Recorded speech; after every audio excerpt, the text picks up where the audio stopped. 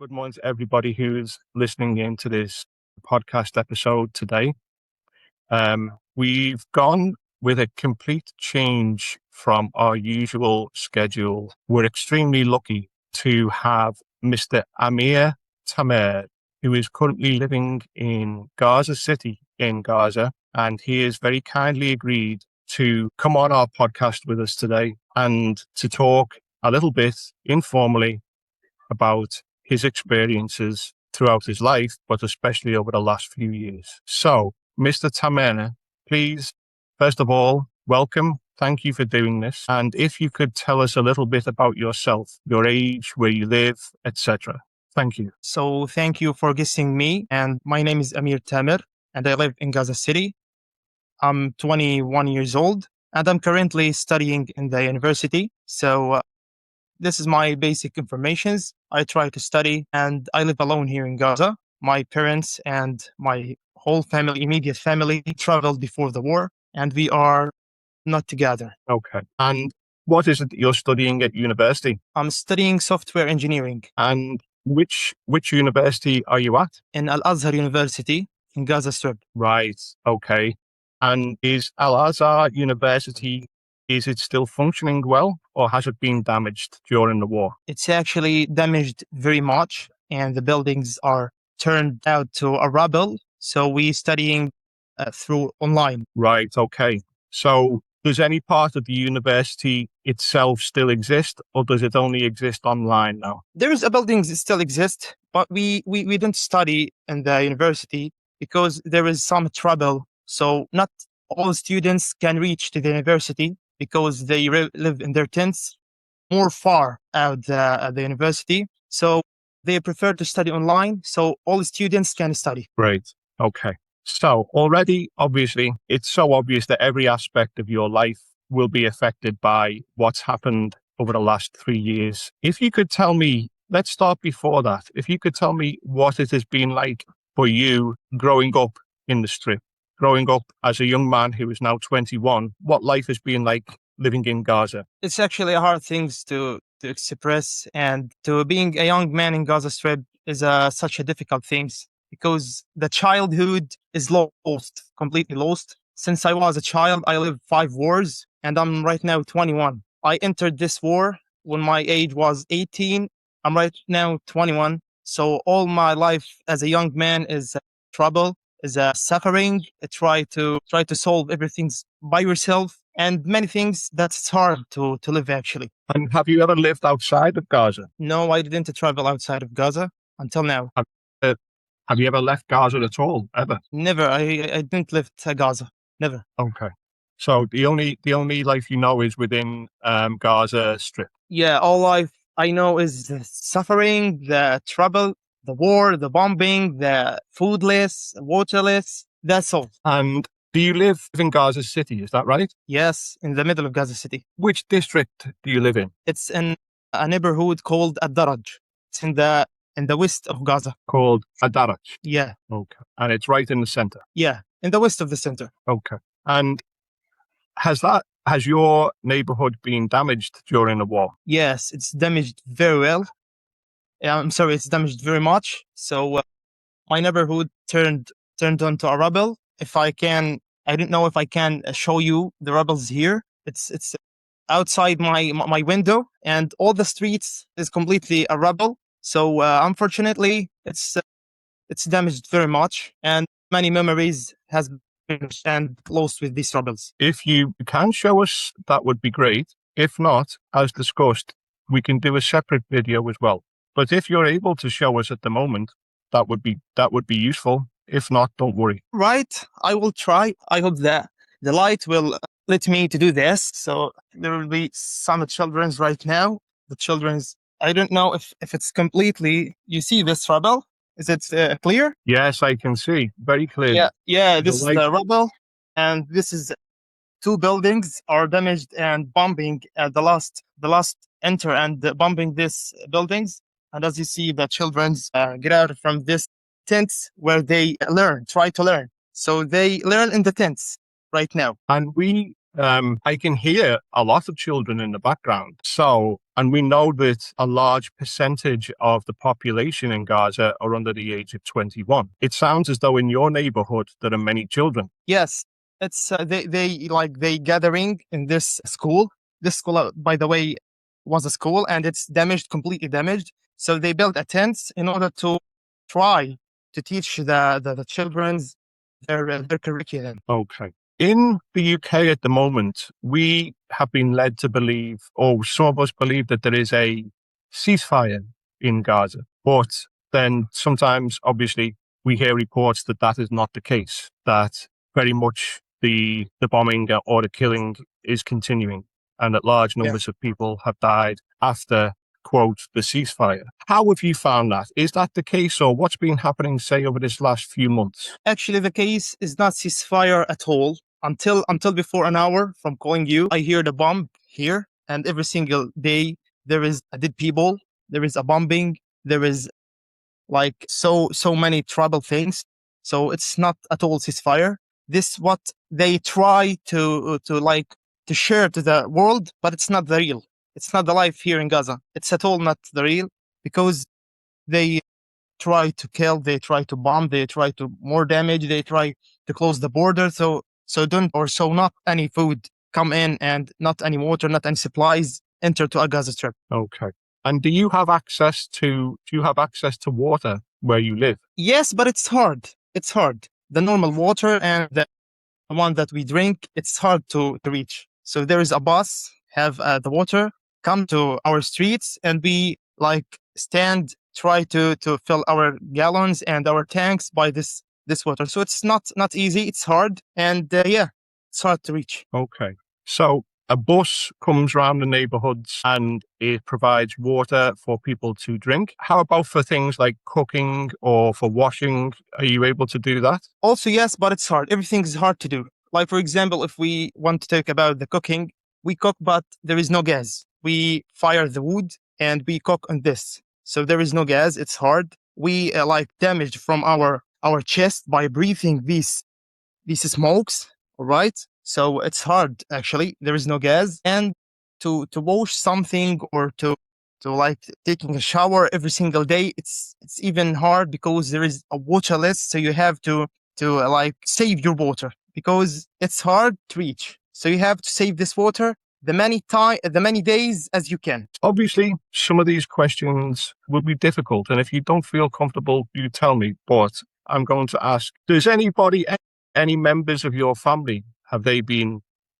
injured or harmed or killed during this last few years? Yes, actually, from my immediate family, my two cousins, and from my not immediate family, there is a lot of from them is died.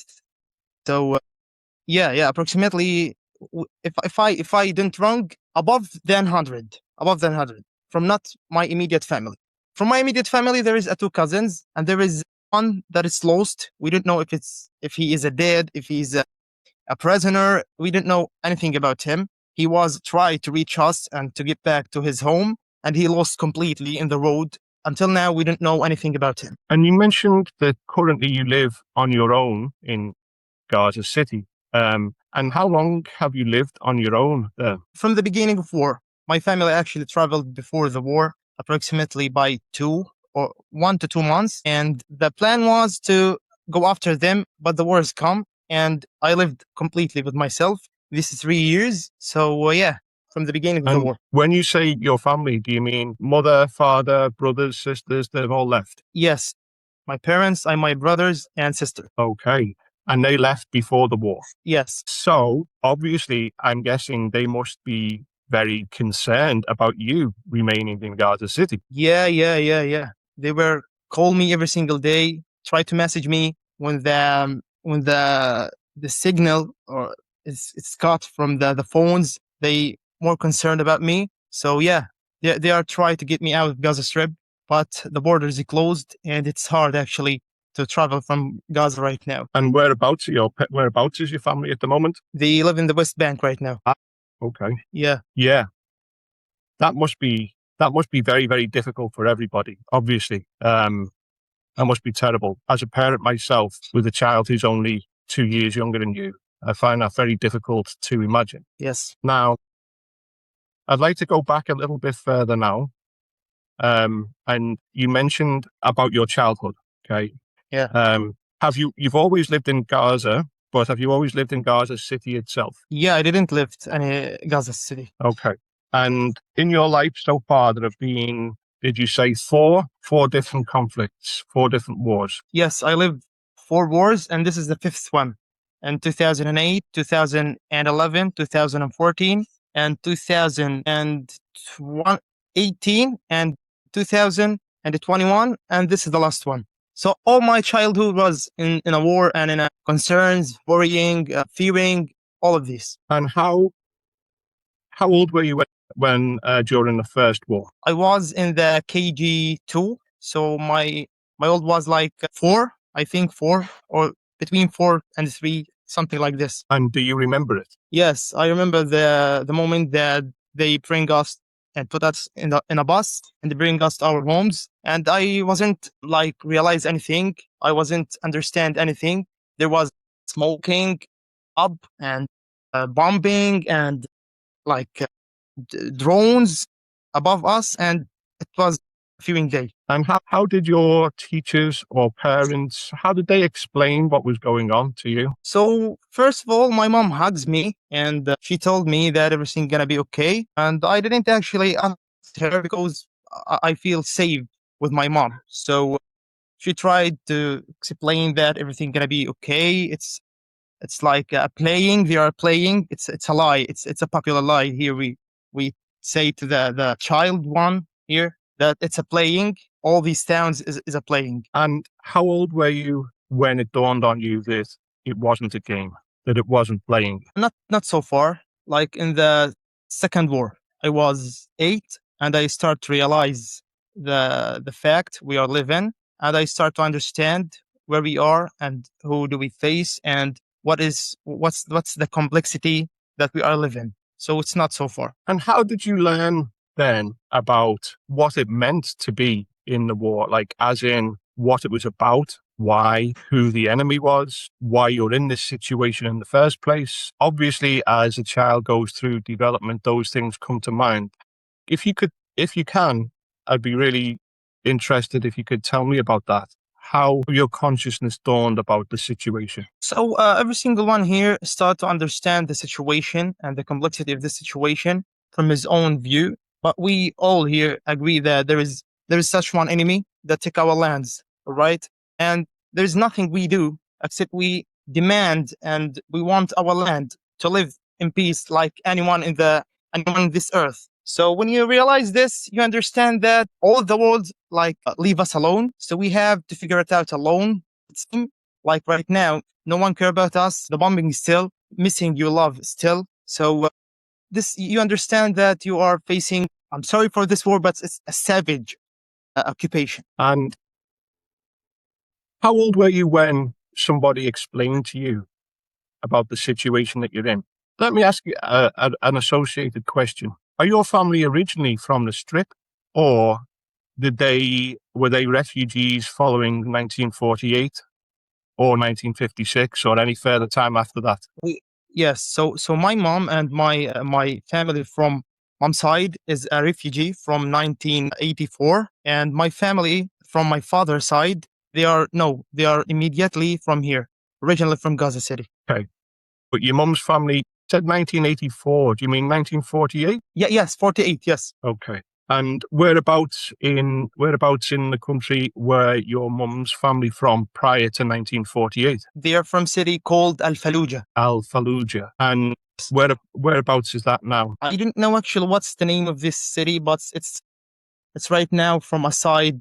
The occupation called it like Asqalan. So they called it Ashkelon. Asqalan. Yeah. They called it right now Asqalan. Yeah. So that's that's quite near to Gaza City, or quite near to Gaza Strip. Yes. It's like a couple of kilometers and you reach this city.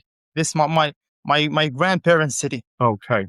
And did your grandparents or your mother or any other members of the family, did they tell you why they left? Did they tell you, did they explain what happened in 1948? Yes, I once asked my grandfather and my grandmother, and tried to reach how was the situation. So my father was like 7, and like simply he told me that the occupation come, and with his army, with his vehicles, with his like guns, and told them just to get out from their houses. Why? There is no why. You have to lift your house with any words. And they haven't resist anything because they were simple people, live with peace in their lands, and they demand and they ordered to leave their houses. So it was trouble from him. And he left when he was 7, yeah? Yes. And then as you were growing up, and obviously the Second War was when you were 8 years old,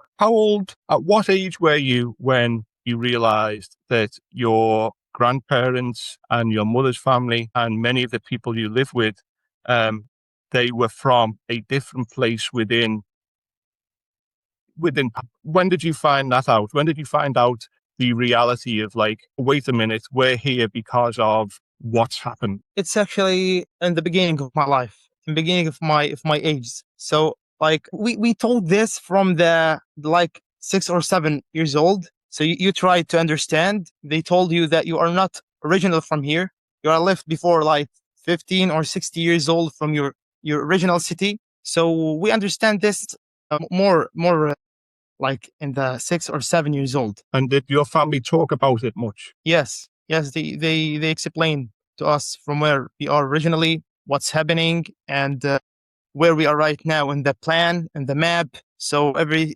single thing. And if no one explained to you, you will understand from the fact, from the situation, from the complex life we are living. Did you learn about it in school? Of course, in our curriculums, yeah, in our subjects, like we when study history and when study our language, which is Arabic, we learned that, and many stories and many highlights stories mentioned that how was the life in this time, and how was the situation and what's going on, and everything we understand and learn about it. Okay. And then you would have been 18 when on October the 7th, 2023. Is that right? Yes, I was finished my high school before October 7 with approximately 2 months. Yeah. And after this, my family left. And after this, October 7 come, and yeah, I was 18. Right. So that when that happened, that was like, the way I would look at it would be the summer holiday after you finish school. That's like the summer you turned 18, the summer of you being 18, the summer when you finished school. And then you had that into October. And that's when October the 7th happened, obviously. So Yes, I'm of course. trying to remember being that age. Now I'm 50, I can't even remember, 54 or something. So it doesn't I matter. hope you are. But I remember the summer of being 18, and it was like the best time of my life. Obviously, the best time of my life. And then in October, when I was 18, I was excited about the idea of going away to university. And all my concerns, if you want to call it that, were around very, very different things to do with Yes, playing, studying, hanging out, yeah, and yeah. meeting friends, girls, social life, the whole beautiful bit of being 18. Did you have any of that in that summer? What was the summer like before October the 7th? It's actually the worst summer ever. On the other hand, from you, it was the worst summer from me. Actually, when you become or turned out to 18, you start to plan. We start to be ambitious to achieve and publish many things and try to do this and try this and travel and work, do any things you want to do. So in this way, the October 7th is come. So it's turned upside down our life, our summer. And yeah, it's like a shock,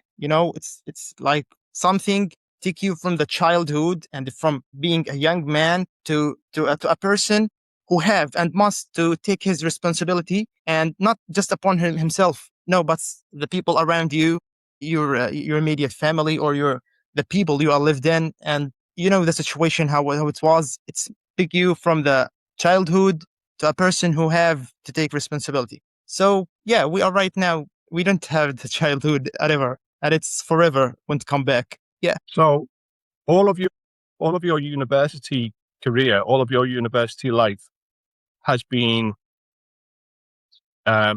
carried out during the war or during the persistent bombardment of where you live. You mean the process of learning through the war? Yeah.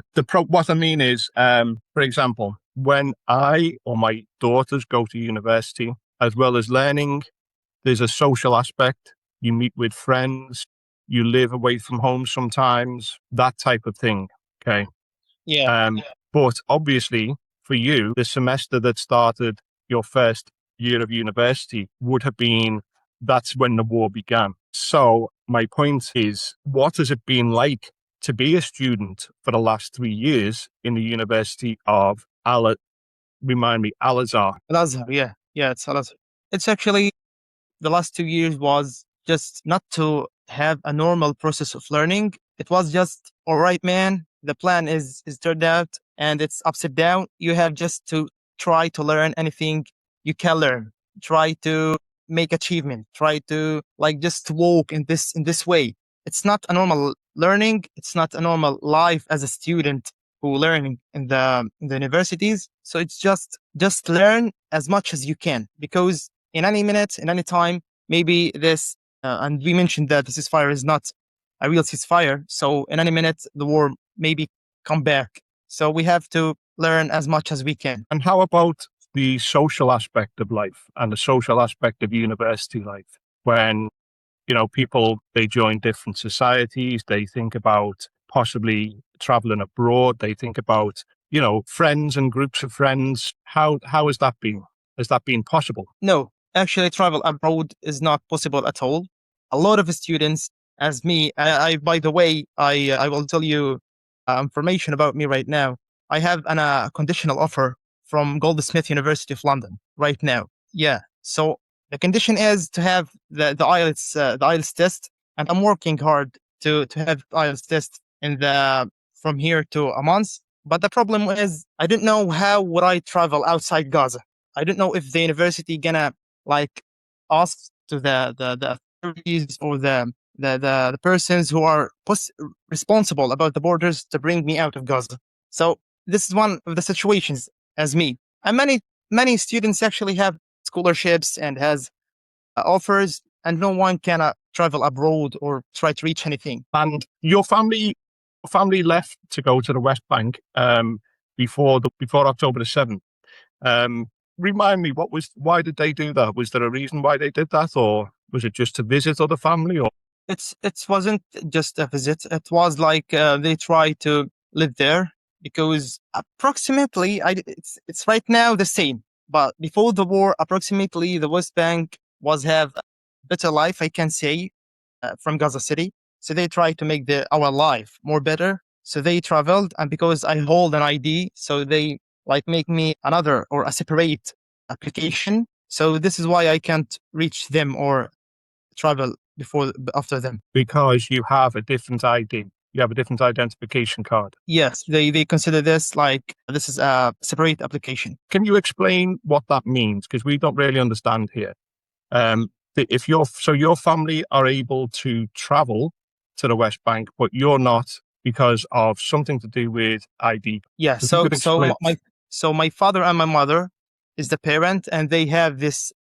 I didn't know what we call this in English, but it's like you change the locate that in the ID. For example, I live in Gaza. If you want to live in the West Bank, they change the place that you live. So you become your place become the West Bank, right? So my sisters, two sisters, and my one brother is under 16. So they didn't hold an ID. So they didn't separate them, or they didn't consider them as a separate applications. But me and my younger or my older sister were above 16. So we hold an IDs. So they consider them as a separate applications. Get it? Yeah, I think. Okay. And you have what? How many brothers and sisters do you have? I have my older sister and two younger sister and my one brother. So okay, right. And are they all well at the moment? My My older sister is married, and she lives in the north of Gaza Strip, right? And all my brother and sisters with my parents. So I live here in the middle of Gaza City, and my sister live in the north of Gaza Strip. All right. So you have one family member here in Gaza, yeah? Yes, it's my sister's, and she's married. She got two childs. And is she well? Yes, Thank God. she will, and she live in a tent right now because before the war, she had two houses, and the two houses destroyed completely. So there is no any way or any choice except living in a tent. And does she have children of her own? She has two girls. One is 3, and the other one is 1 and 1.5 years. They were born in the war. So they've only known the war. Yes. And how are they? Do you know? They are good. I visit them every couple of days or every couple of weeks. But the life is hard and intense, especially the summer. It's very hot outside right now. So imagine you live in a tent with two girls, little girls. So life is hard, but like we get used in it, and we try to be patient as much as we can. What's the temperature during the day in Gaza at the moment? It's approximately right now 30 Celsius. Yeah. So it's hot. And the children who obviously are in your neighbourhood now, they will have known most of their life will have been taken up by this particular conflict. The ones who are 6, 7, 8.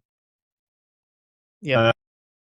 Can you see any way when you observe people? Can you see how it's affected them, or specifically with children? Can you see how it's affecting them? Do you think that they're growing up differently from the way you did, or do you think that it's the same anyway because of what you went through? No, it's not the same at all. Maybe this is the most damaged war we have faced ever. So the children in this time, not the children's in the first war or in the second war, because this war is not the same at all. So the children, every single children, when you look to his eyes or to him eyes, you see a shock, you see a fear, you see unacceptable things in his behavior also. So they are not a normal child, and as well, the childhood is lost. So some of these children, their parents died. His father, for example, his mother and fathers, maybe his whole family. So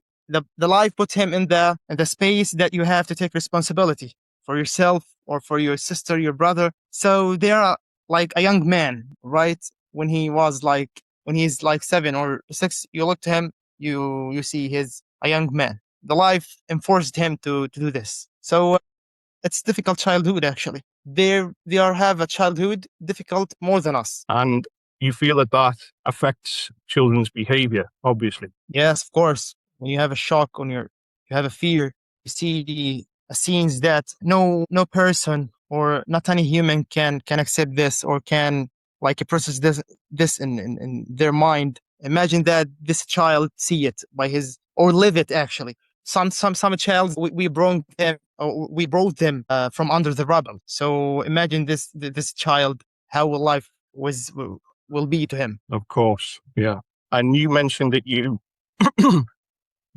you helped to get children out from the rubble. How does that impact on you? How have you found that? I actually a person. I don't afraid actually from anything.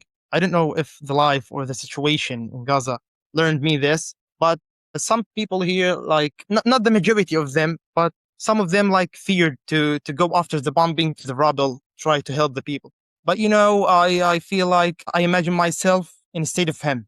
So I said, if I was under the rubble, I need someone to help me. So I turned off my hurt and run to this rubble, try to help, try to bring anyone. And I do this many times. And it was hard things actually. And many girls, there is many situation actually, but one affected me very much. That once I brought from under the rubble 3 girls between 6 to 9, and the three girls died between my hands because there is no call. The signal was turned off. There is no emergency. We tried to help them to any medical way, but they at the end died between my hands. So this scene affected me very much. Yeah.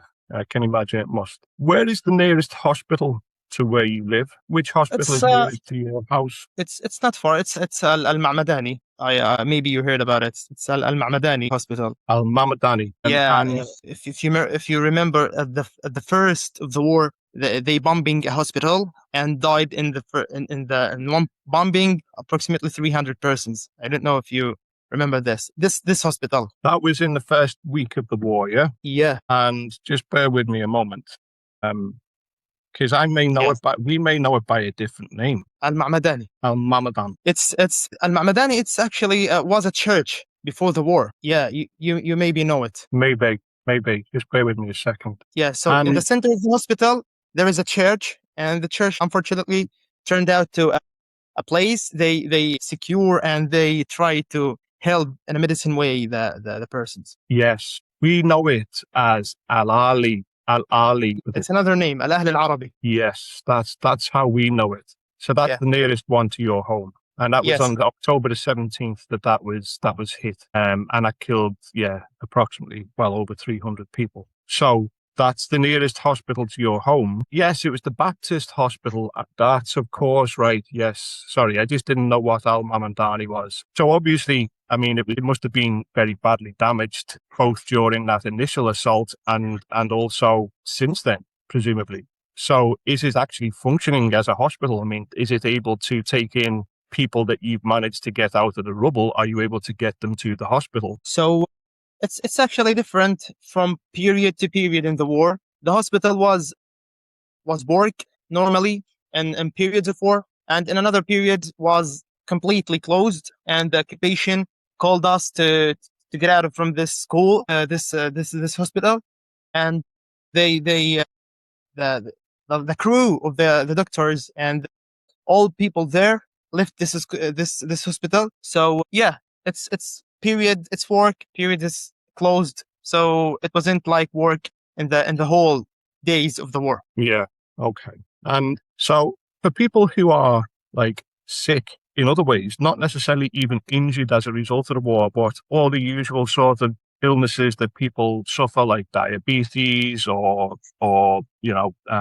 the high blood pressure, arthritis, all those sort of things that I deal with on a daily basis. How do people get treatment for that? Are there any clinics for doctors, or is that not something that happens now? They try to treat them. There is like a medicament list. So a lot of illnesses people died, especially in the war, because there is no good medicament. Many doctors left out. Many doctors even died. So in the war, through the war, it was a terrible situation. If you get injured or you are damaged or you are hurt in any like part of your body, you can't medicate yourself. So yeah, it's medicamentless. Yeah, as in there's a lack.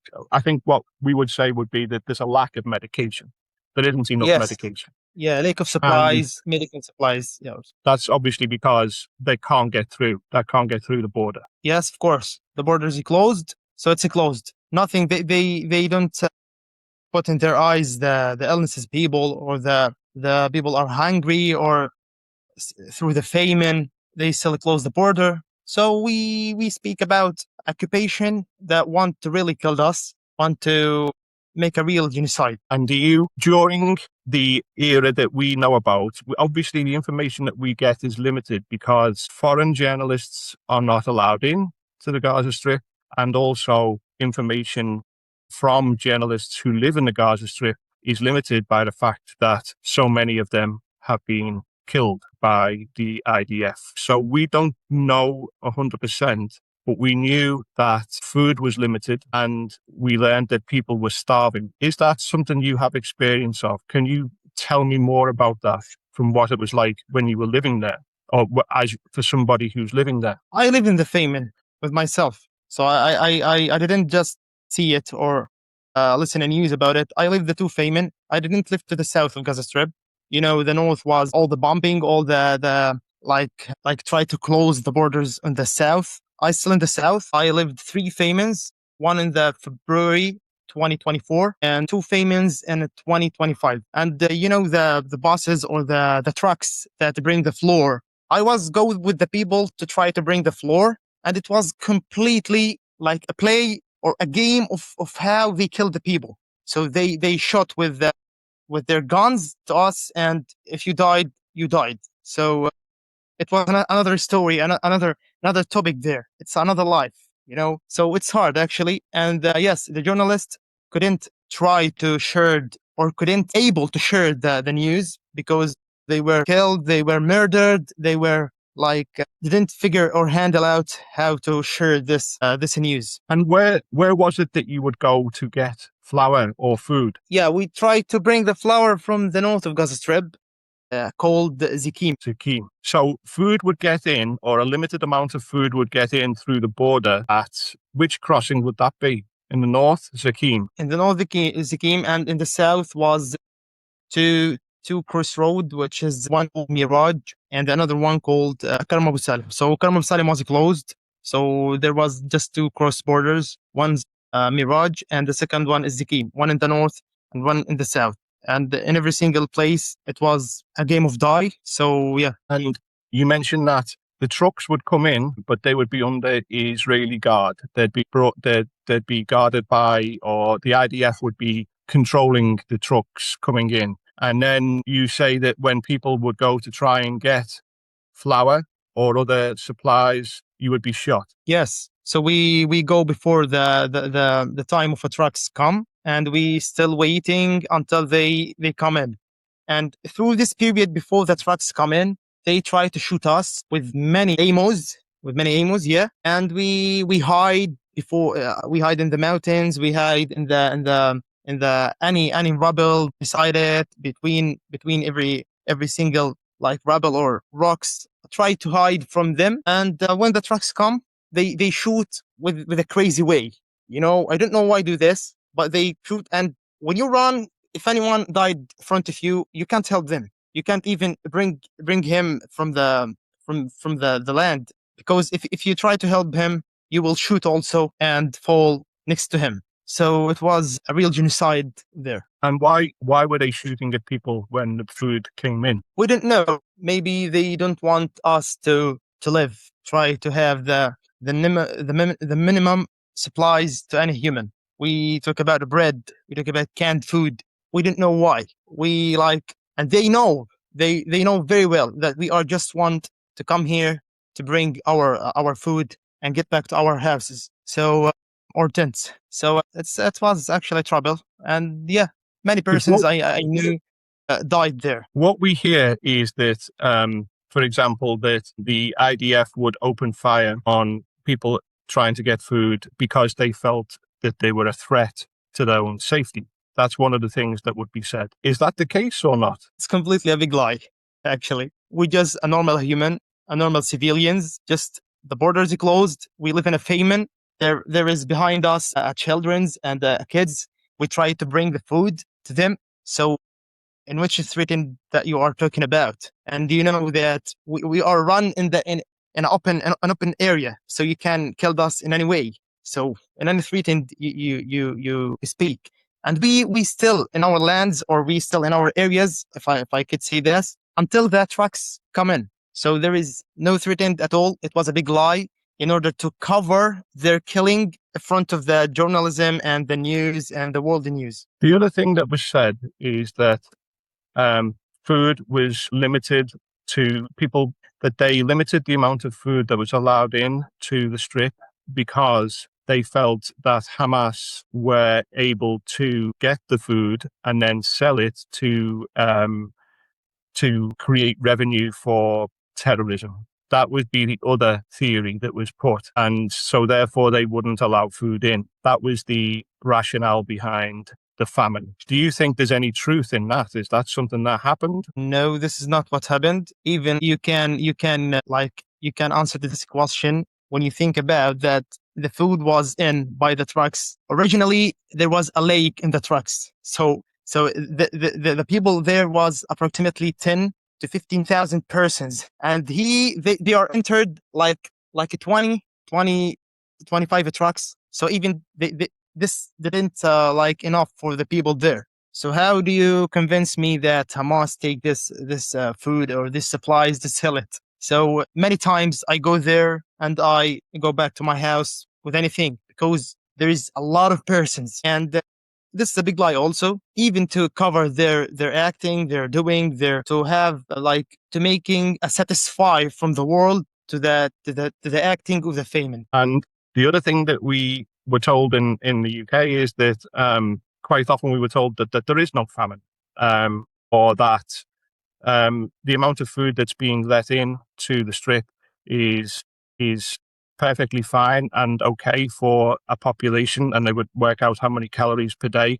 But what would happen? They said the reason why the people were dying or people were short of food was because Hamas or various other groups would take the food and keep it for themselves, and that's why people were starving. Is that true? This is completely false and wrong. As I told you, there was originally a lack of supplements and lack of supplies. And even if any persons or from the people bring these supplies, they don't like sell it because even they are live the famine. So in the end, he's a human and he want to eat like anyone. So this is a wrong announcement or a wrong way to say that Hamas was take this or any groups and sell it. It's a completely wrong because there is a lack from the supplies and no one When you was say a selling. lack, yeah, you mean a lack of supplies, I think. Do you know what the Gaza Humanitarian Foundation is? Does that term mean anything to you? The Humanitarian Foundation. Yes, it was an American. It was an American organization that worked with the IDF to provide food at certain points. At one particular point in the south, Yeah, of the strip. You mean the centers that the IDF with the Americans that try to make a centers in order to give the food for the people? Yes. It was completely also a genocide. Do you imagine the dangerous that I told you in Zakim right now in the north? Yeah. It's like a triple or X3 damage and X3 genocide in the centers of the IDF with the American groups that they pretend that they are give the people the food. It wasn't at all. There was a food, all right, but they killed a lot of people to try or to let them take this food. So it's a lie with lie, and nothing is a true thing. Did many people travel south from Gaza City or the North Gaza area?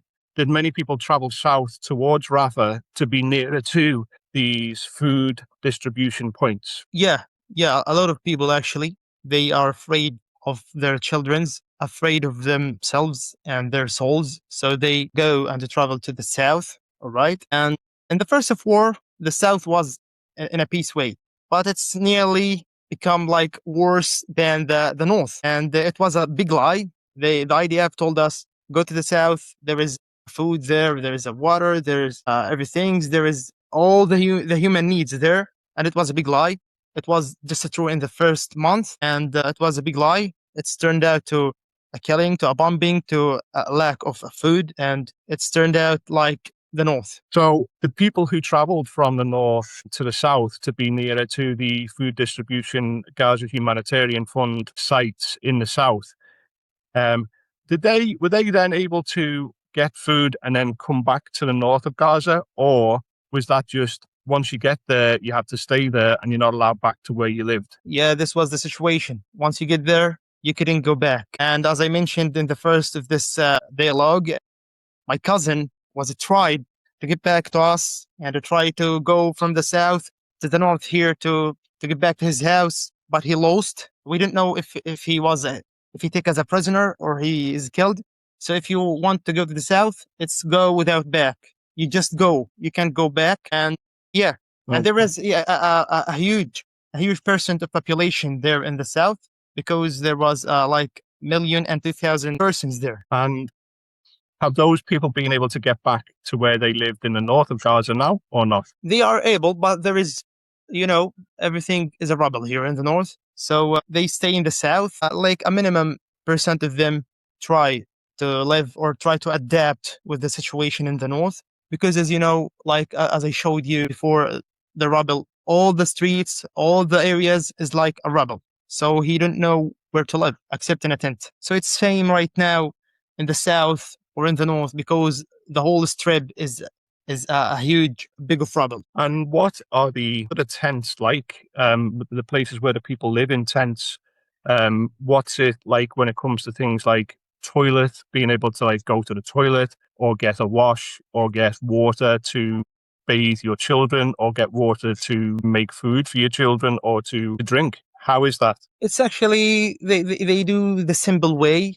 There is no any modern things or any modern facilities. It's a simple way. They put their bathrooms in the sands next to their tents and bring the food and they bring the water in a hard way. And the tents actually the life of tents is very hard, especially in the needs of a humanity. You don't have it. So there's a miss need to the people who live in a tents. When you say they do it in a very simple way, what I understood you saying then is that for people who, when they need to use the toilet, when they need to go to the toilet, when they need to evacuate their bowel, they will dig, they'll dig a hole in the sand and use that. Is that what you're telling me? Yes, they put the bathroom next to the tents, and the bathroom is I don't know how to express in English, but they get the sounds off and make an area just specialized to the bathroom. So Yes, I get it. Yeah. I get it.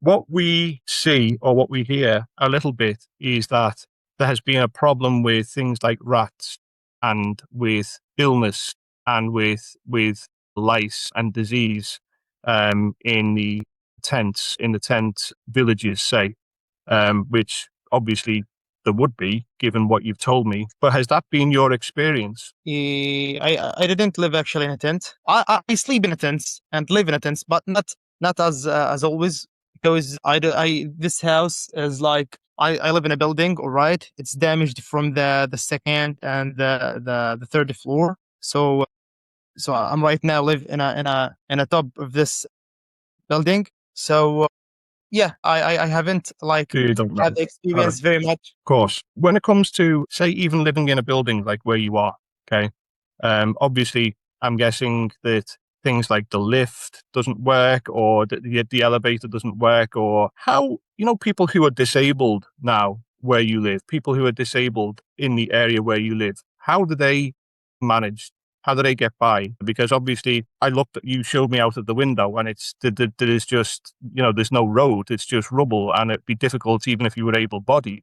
So how do people who are injured or disabled, how do they move around? How do they manage? Actually, the injured people, their life is very hard, and the normal people actually, there is no elevators as you mentioned. We use the stairs, right? And the roads and the streets, most of them are closed from the rubble. So for example, if you want to go from point to point, from place to place, maybe you have the long road because the immediate road is closed by the rubble. Everything here is hard, right? Even the people that lives in a buildings that not much better than the people they are living in tents. We have also our trouble. We have our problems. Every single one have his problem in a tents or in a buildings. For example, we have here the windows. Many insects come to us in the night because there is the windows are broken and it's pretty expensive to make a new window. So, and the wall are like destroyed. So if you are like my room right now in the winter, a lot of water like from the floor, from the floor up to me. So every single one here have his trouble, has his problem. Try to handle it. Do you think that you will leave Gaza? You asked me that if I want or if I think of the. Yeah, okay. I mean, do you wish to leave Gaza? Yes, I actually wish to leave Gaza because I have my plan. I want to achieve things, do things, try to build anything before the age is turned out or left away. So every single one here try and hope to leave Gaza because here is the life is completely damaged and completely don't let you or don't makes you able to do anything, any achievements, anything. So yeah, I hope to leave Gaza. What is it What's your dream? What would you like to do? What job would you like or career would you like to pursue? I dream to finish my major, which is software engineering. Try to make like videos and try to express to the world the life here in Gaza and my story that I lived, which is have a lot of details. Actually, I'm a very ambitious person, so I have many ideas, many plans. But I tried it a lot, a lot, a lot. Even through the war, I tried to do many things, but no, it's hard actually to do anything. And if you use the internet, also it's hard to like manage and handle any way to do what you want to do. Yeah. And is it possible how would somebody pursue a career in Gaza now going forward? Because if what you're telling me that the universities, they don't exist anymore, the schools don't exist anymore, the hospital doesn't function properly, and there's a limit to basically anything that you can do because of the rubble and because of the restrictions on movement. That strikes me as somewhere where nobody is going to be able to live. I mean, what's your view? When you look around, is this something which the country can come back from, or is it not? I lost you for a bit. Did you hear my question? No, the internet is like cut it off because there is no electricity, so it's turned off by battery. Okay. Yeah. My question was this. Obviously, I asked you about leaving, and you said yes, because you have ambitions. Would it be possible for anybody who has ambitions, or anybody at all, to carry on living in Gaza if what you tell me that the schools have gone, the universities have gone, the hospital is damaged beyond repair, no medication, and obviously looking out of the window there, the infrastructure, the streets, that's impossible. It looks to me as though, is life going to ever be able to be possible again in Gaza, in your opinion? Yeah. Yeah, it's not possible at all. Yeah, this is true. So what Yeah. do you see as being the future, not just for you, but for the people of Gaza? How does the future look? What will happen? Actually, the horizon is closed. It's darkness through the whole road, the whole horizon. The life in Gaza killed your ambitious. Actually, if you have any plans, life like killed this ambitious because, as you said, and as you mentioned, that every single details or every single side in the life of Gaza right now is damaged, is like died, like turned it off, and so there is no horizon to make what you want to do. Before October the 7th, 2023, was there any horizon then? Better than now. Better than now. I didn't tell you that before the October 7 there was a very good life in Gaza, but it's better than now. At least there was like the minimum needs of the humanity for human in Gaza. And if you want to do anything, if you want to achieve something, it's a bit easy from now. It's hard, but it's a bit easy from now. You can try. You can handle it. But right now, it's completely zero to do it. And did you wish to leave Gaza even before October the 7th? Was that your plan? As you qualify and get older, were you planning to leave anyway? Yeah, this was the plan. The plan was to travel outside and try to finish my major in the university, work for a couple of years, then return back to Gaza. This was the plan before the war, but unfortunately, the war is like interrupting me and come. Okay. And those children who I can hear in the background and you can see from your window, Yeah. what's their future? What do you see as their future? What's their life like? How do you see this panning out for them? Where will they go? What will they do? I'm sad. I'm very sad about them. Actually, they didn't take the fit care. They didn't learn the normal learning process and normal learning way. They are live like I missed the childhood.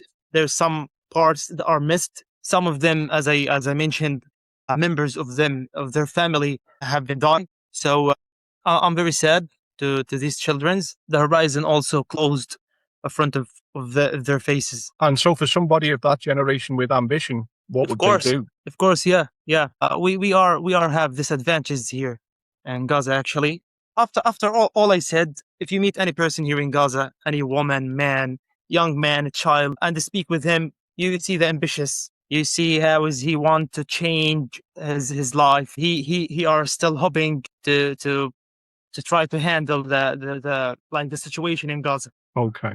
There's so much more that I could ask, and you've been very generous with your time. There's just a couple more questions. First question would be, how did you find out about October the 7th? Did you realize how bad things were going to be after the news that Hamas had invaded into southern Israel and murdered civilians? How did you find out about this? Actually, none of us was expecting to happen No. all these things. No, of course. Yeah. And when it did people realize what was going to happen? Did they realize that the situation was going to be like this? Or did they think that, I don't know. How did that feel? What did you think? Was the fear? Was there not? No one was expecting what will the situations go to, because the longest war that we are living was in the 2020 in the 2014. It was 51 days. So none of us was expecting to the situation to go like this. So we expect that it will take like 2 weeks, 3 weeks, in the maximum 1 month. But we are shocked after a period until we lost our hopes to the war to end. Like it's the war until now. There is a bombing until now. There is a died people until now. There is a missing here in Gaza Strip. So it was like a fear. It was like unexpected. What will happen? And yeah, more concerns. And what is it that you would like people in the UK to know about your life? Most of all, what would you like them to know? And what do you think that they can do to help you and to help people in your position? Actually, I have a message to the people in the UK and anyone in the whole world that our life is not normal.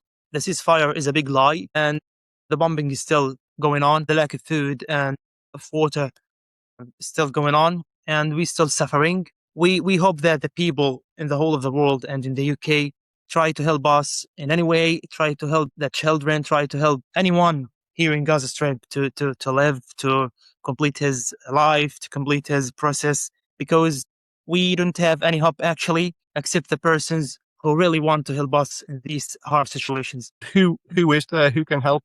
Which groups are present and helping at the moment? Actually, if you mean that who help us at this period of war right now, so there is a minimum persons, a minimum groups, a minimum organizations, but there is a minimum number of them.